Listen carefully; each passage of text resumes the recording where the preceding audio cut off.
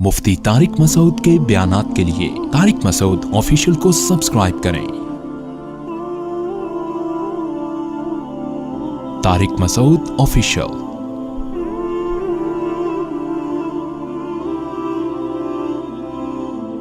देखो, दुनिया में सारी चाहतें किसी की भी पूरी नहीं होती।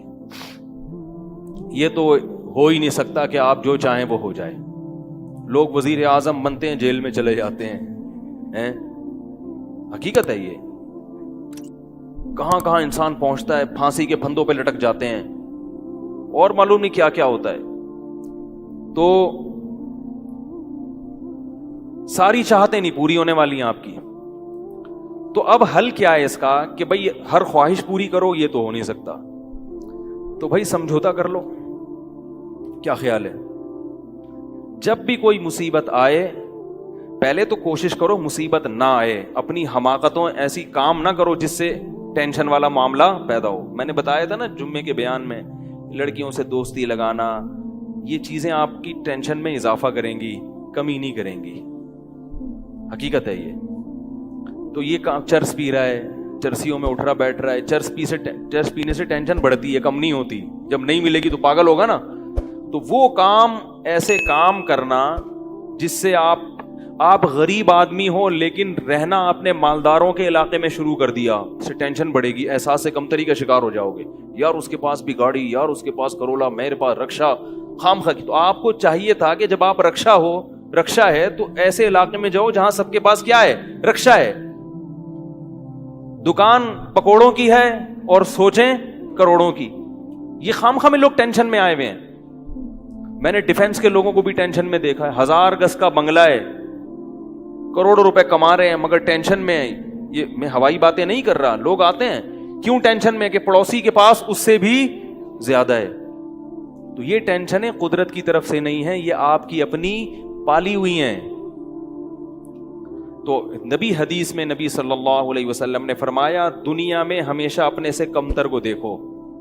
यार मेरे पास रक्षा है और फला आदमी किस्तों पे भी रक्षा खरीदने की सलाहियत नहीं रखता। सड़कों पे, फुटपाथों पे पड़े हुए हैं। 3-4 दिन पहले सदर गया मैं तो देखा फुटपाथ पे लोग पड़े हुए हैं। मैंने कहा यार ये भी लोग हैं, ना घर है ना बाल बच्चे। एक कंवारे का फोन आया, ऐसे जैसे वो नहीं होती, क्या बोलूं मैं, ऐसे तंज कर रहा था। कह रहे यार कोई रिश्ता ही नहीं देता, ये जिंदगी कोई जिंदगी है। तो मैंने सोचा, मैंने कहा देखो वो जो सदर में फुटपाथ पे पड़े हुए हैं ना, उनको कोई देगा रिश्ता? मैंने कहा तुम्हें अब्बा ने घर में रखा हुआ है, रोटी पानी पंखा सब मिल रहा है, दुआ करते हैं अल्लाह कोई इंतजाम कर दे। नहीं कर रहे तो उन लोगों को देखो जिनको रोटी पानी भी नहीं मिल रहा। तो अपने से कमतर को देखा जाए दुनिया के मामले में, इससे आप एहसास कमतरी का शिकार नहीं होंगे। तो टेंशन खत्म करने की एक बहुत बड़ी जरिया यह है कि अगर फिर भी कोई मुसीबत आ गई तो तकदीर का सोचा जाए कि जो चीज मुकद्दर में है वो टल नहीं सकती। और दुनिया मुसाफिर खाना है, यहां अगर टेंशन है तो वो भी आरजी, यहां की खुशी भी आरजी। एक आदमी के बच्चे बिछड़ गए, तलाक हुई मियां बीवी में, बीवी बच्चों को लेके फरार। अब वो मेरे पास आया, ऐसे बेचारा, जाहिर है बच्चे तो याद आते हैं, ऐसे उसकी हालत खराब, स्ट्रेस। तो मैंने कहा केस करो अदालत में। कह रहे अदालत में केस से कोई फायदा नहीं है, नहीं मिलेंगे बच्चे। बहुत मैंने हल बताए, ये कर लो, तमाम हल नाकाम। मैंने कहा फिर यूं करो। क्या करो? मिट्टी डाल। मैंने कहा डॉक्टर आफिया सिद्दीका का सोचो, वो औरत है, जेल में है, अपने बच्चों से दूर है, मजीद औलाद भी नहीं हो सकते उसके। तो मैंने कहा तुम्हारा, अगर तुम्हें जेल में डाल दिया जाए ना अभी, तो तुम कहोगे चलो बच्चे ना मिले लेकिन जेल से तो बाहर आऊं, यही सोचोगे ना। उसका सोचो कि वो एक औरत जात है, कई सालों से जेल के अंदर पड़ी हुई है, और औरत के लिए बच्चों से जुदाई वो बहुत ज्यादा मुश्किल है। मर्द तो बर्दाश्त कर लेता है। तो मैंने कहा अब जो चीज बस में नहीं है उस पे गम करना फजूल, मिट्टी डालो ऐसे और शादी करो और मजीद नए बच्चे पैदा करो। जब इधर दूसरी औलाद आएगी तो उधर से जहन आपका हट जाएगा। कहते हैं लोग ताने देंगे, बच्चों को भूल गया। मैंने कहा लोगों के पास फालतू टाइम बहुत है, ठीक है ना, वो ताने देते रहेंगे, لوگوں کے تانوں کی پرواہ مت. جب ایک چیز آپ کے بس میں نہیں ہے تو اس پہ سوچنا کیسا. یہ بھی ایک بہت بڑا نسخہ ہے سکون کا کہ جو چیز آپ کے اختیار میں نہیں ہے اس کے بارے میں سوچنا بند کر دو. دیکھو نوح علیہ الصلوۃ والسلام اپنے بیٹے کی ساری زندگی تربیت کرتے رہے مگر وہ کافر نکلا. آخری وقت میں نوح علیہ السلام کو اپنے بیٹے پر کتنا پیار آیا کہ میری کشتی میں سوار ہو جا. بیٹا کہتا ہے سآوی الی جبل یعصمنی من الماء, میں پہاڑ پہ چڑھ جاؤں گا جو مجھے پانی سے بچا لے گا. پیغمبر کو اپنی اولاد سے بہت محبت ہوتی ہے, بہت زیادہ ہے.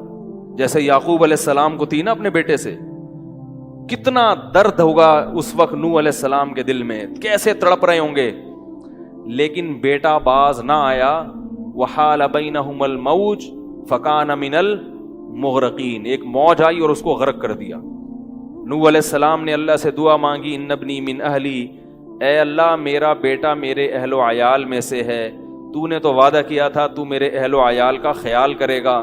اللہ نے کیا فرمایا انہ لیس من اہلک, یہ تیرے اہل میں سے نہیں ہے, اس کا عمل ٹھیک نہیں ہے. فلا تسألنی ما لیس لک بہ علم, دوبارہ یہ سوال مجھ سے مت کرنا. اب یہ نہیں کہ نوح علیہ السلام بیٹھ گئے اور یہ کیا ہو گیا اور اب سوچیں یہ تو بڑھ گیا. بس نوح علیہ السلام نے فوراً استغفار کیا. اعوذ بک ان اسألک ما لیس لی بہ علم, اے اللہ میں تجھ سے پناہ مانگتا ہوں ایسی چیز کی, میں تجھ سے ایسا سوال کروں جس کی دلیل میرے پاس نہیں. بس بھول گئے. اب یہ تھوڑی کہ روتے رہیں بیٹھ کے, بھئی جو چیز بس میں نہیں ہے چھوڑ دو. تو ہم بہت ساری چیزوں کی ٹینشن لیتے ہیں جو ہمارے اختیار میں نہیں ہے. پیٹرول مہنگا ہو رہا ہے, بیٹھ کے خام میں پریشان ہے. بھائی تم سے پوچھ کے تھوڑی مہنگا ہوا ہے. غم کرنے سے اگر وہ سستا ہو جائے تو رو. میرے پاس تھی Kawasaki G T O, Kawasaki G T O 125. آپ کو پتا ہے کیا بائک تھی وہ, ہم نے بھی بڑے شوق پالے ہیں ایک زمانے میں. میں اس میں پیٹرول ٹھیک ٹھاک ڈلتا تھا. اب جب پیٹرول مہنگا ہوتا تو سب سے زیادہ متاثر میں ہوتا تھا اس سے. 50 والوں کو کچھ نہیں ہوتا تھا. تو میں ایک دفعہ پیٹرول پمپ گیا, میں نے پیٹرول ڈلوایا اس میں, تو اس نے کہا وہ 5 روپے پر لیٹر بڑھ گیا ہے. مجھے بڑا غصہ آیا. میں نے ساتھ والے سے کہا, میں نے کہا یار یہ کیا مذاق ہے یار, ہر تھوڑے دن کے بعد 5 روپے بڑھ رہا ہے, تو آپ کو غصہ نہیں آیا؟ اس نے کہا صرف میرے لیے تھوڑی بڑھ رہا ہے, پوری قوم کے لیے بڑھ رہا ہے نا. تو مجھے اس کی بات بڑی اچھی لگی. اس نے کہا میرے اکیلے کے لیے بڑھے تو مجھے غصہ ہے, سب کے لیے بڑھ رہا ہے تو چلو ٹھیک ہے.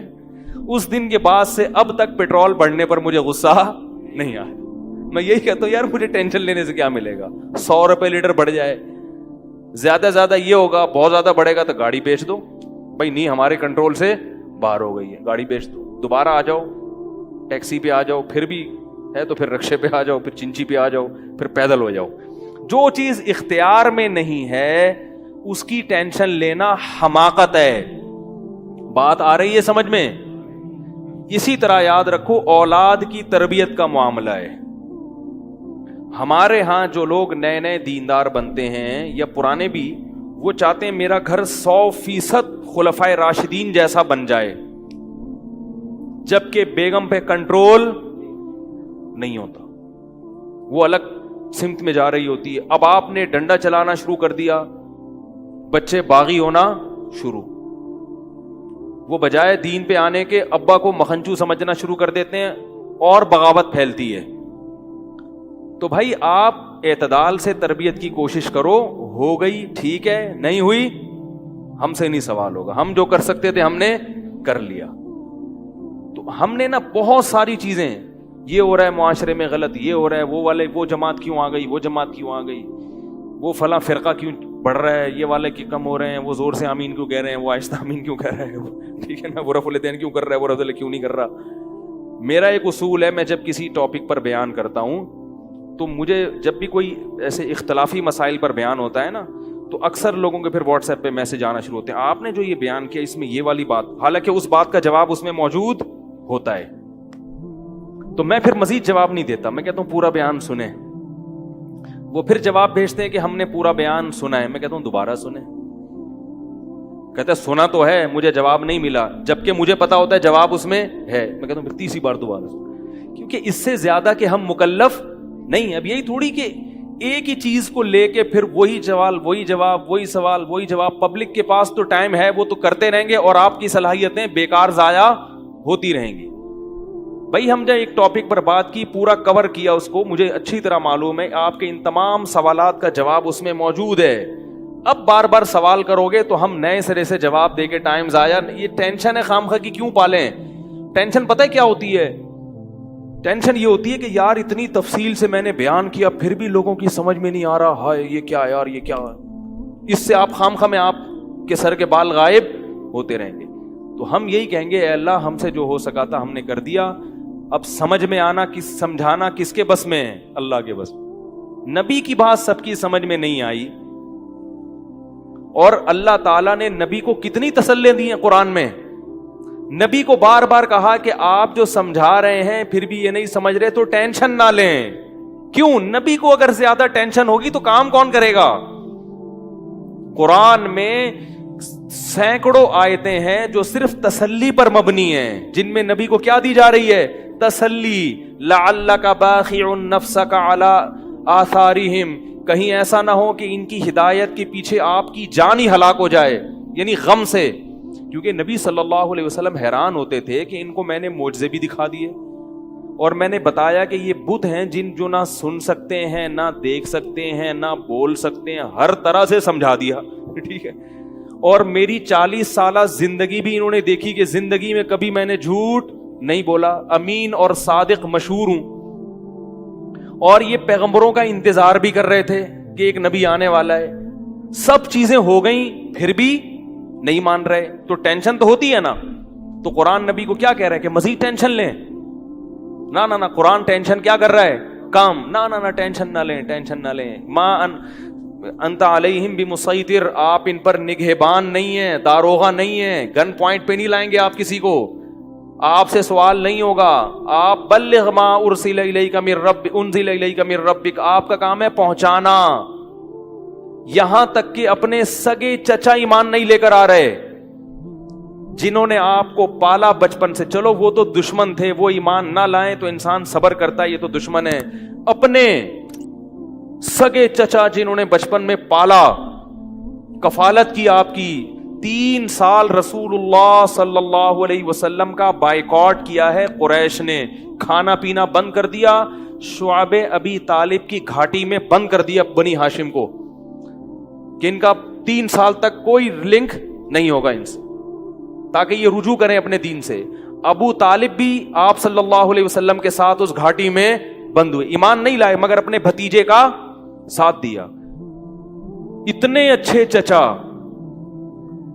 لیکن ایمان نہیں لائے. کیسا نبی کا دل کڑتا ہوگا کہ نہیں ہوگا؟ موت کے وقت آ کے نبی نے کہا کہ ایک دفعہ کلمہ پڑھ لیں تاکہ قیامت کے دن آپ کی بخشش کر سکوں, سفارش کر سکوں, آپ کی اللہ سے بخشش کی دعا کر سکوں. کیسا دل مچلتا ہوگا نا.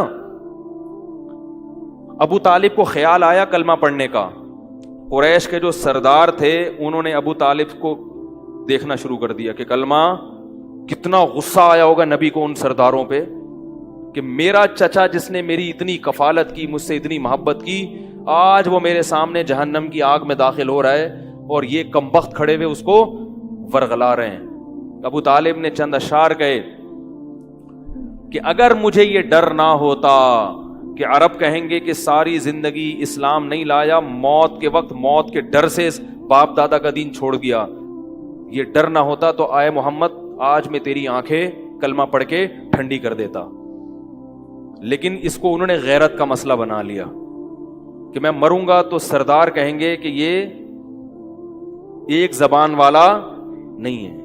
زبان تبدیل کر لی انہوں نے, کرنا تھا تو پہلے ہی مان لاتا نا, اب کیوں.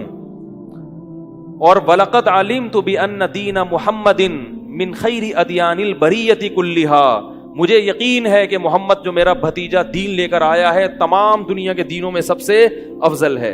لولا الحذار لولا الملامت او حذار مسبت, اگر ملامت کا خوف یا لوگوں کے برے بھلے کہنے کا خوف نہ ہوتا تو آج میں اپنے بھتیجے کی آنکھیں ٹھنڈی کر دیتا. کیسا دل کڑا ہوگا میرے بھائی, کیسا, جس کو جہنم کی آگ کا یقین ہے اور ان کو معلوم ہے کہ میرا چچا جہنم کی آگ میں داخل ہونے والا ہے, کیسا تڑپ رہے ہوں گے. اور ابو طالب کی آنکھیں بند ہو گئیں. نبی صلی اللہ علیہ وسلم اتنے غمزدہ ہوئے. اللہ نے پھر کیا دی؟ تسلی کی آیتیں کہ ٹینشن نہ لو. یہ میں آپ کو کیوں واقعات سنا رہا ہوں کہ جب اتنے بڑے بڑے غم کے واقعات میں اللہ ٹینشن لینے کو پسند نہیں کر رہے, تو ہماری چھوٹی چھوٹی, اس کی پکوڑے کی دکان چل گئی, میری دکان بند ہو گئی, اس کو سواری مل گئی ہے بھائی رکشے میں, مجھے سواری نہیں ملی, ان چیزوں میں ٹینشن لینے کا کیا مطلب؟ بہت مشکل ہے یار, کیا کریں یار. ہماری ٹینشن یہی ہوتی ہے نا یار, سیٹنگ وہاں چل رہی تھی, ابا نے رشتہ وہاں طے کر دیا. یہ کوئی ٹینشن کی چیز ہے؟ ٹینشن تو وہ ہے جو نبی کو ہوئی تھی. یہی ٹینشن ہے آج کل. تو نبی کو کس قدر غم ہوا ہوگا. غیرت بھی ہے نبی میں, حیا بھی ہے, محبت بھی ہے, لیکن اللہ کیا کہہ رہے ہیں؟ ٹینشن نہ لیں. کیوں؟ وہی اصول جو میں نے آپ کو بیان کیا کہ جو چیز اختیار میں نہیں ہے اس پر ٹینشن نہیں لینی چاہیے. انک لا تہدی, یہ آیتیں نازل ہوئیں, من احببت ولکن اللہ یہدی من یشاء. اے محمد, جس سے آپ محبت کرتے ہیں اس کو ہدایت دینے کے مالک نہیں ہیں.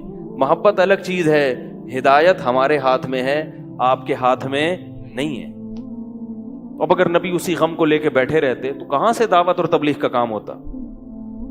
آپ صلی اللہ علیہ وسلم سے حضرت عائشہ نے پوچھا کہ ابو طالب جو اتنی خدمت کرتا تھا, آپ کی کرتے تھے, اور اتنا کچھ انہوں نے کیا, کیا یہ نیکیاں قیامت کے دن کام آئیں گی؟ آپ نے فرمایا ہاں. کتنا کام آئیں گی کہ جہنم کے نچلے طبقے سے اللہ اٹھا کے اوپر والے طبقے میں لے آئے گا, اور پاؤں میں صرف آگ ہوگی مگر اس سے دماغ ایسے کھولے گا جیسے ہانڈی. ابو طالب پورے جہنم کی آگ میں نہیں ہوں گے, صرف ان کے پاؤں جہنم کی آگ میں ہیں. اس سے پتہ چلتا ہے کافر کی نیکیاں کام تو آتی ہیں مگر عذاب کم کرنے میں, عذاب ختم کرنے میں نہیں. بھی ہم دیکھتے ہیں کہ دنیا میں بہت کچھ غلط ہو رہا ہے, دلائل کے انبار لگا دو پھر بھی لوگ نہیں مانتے, اور فرقواریت, ایک دوسرے پہ تان و تشنی, گھریلو حالات میں گڑبڑ. تو اس میں اگر آپ ٹینشن لینا شروع کر دو گے تو پھر سوائے ڈپریشن کی گولیوں کی ایک نئی ٹینشن لگ جائے گی. جس دن گولی نہیں کھائی اس دن عجیب سا ہو گیا. ڈپریشن کا مریض کو جس دن گولی نہ ملے وہ خود گولی کی طرح بن جاتا ہے, وہ پھر کئی لوگوں کو گولیاں کھانی پڑتی ہیں اس سے بات چیت کے بعد. تو اس لیے میرے بھائی دو چیزیں یاد رہیں گی, ایک نیند اور دوسرا ٹینشن. جتنا ہو سکے, پھر بھی اللہ کی طرف سے ہوتی ہے, ایسا نہیں ہے کہ ناممکن ہے 100% ہی ختم ہو جائے, یہ تو ممکن نہیں ہے, لیکن بہت سی چیزیں خود مسلط کی ہوئی ہیں.